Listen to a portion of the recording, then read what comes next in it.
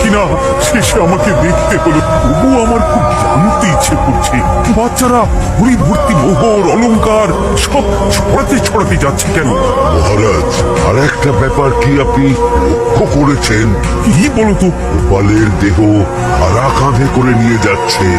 হয়তো মন্ত্রী, সেনাপতি, জ্যোতিষী আর পণ্ডিত। আসলে গোপালের এই শেষ যাত্রা আমাদের কিছু শিক্ষা দিয়ে যাচ্ছে মহারাজ। এই যে দেখুন, যারা গোপালকে সহ্য করতে পারত না, এখন তাদেরই কাঁধে গোপাল যাচ্ছে। তার মানে শেষ পর্যন্ত কেউই কারো শত্রু থাকে না, সবাই মান অভিমান করে কাঁধে কাঁধ মিলিয়ে পার করে দেয়।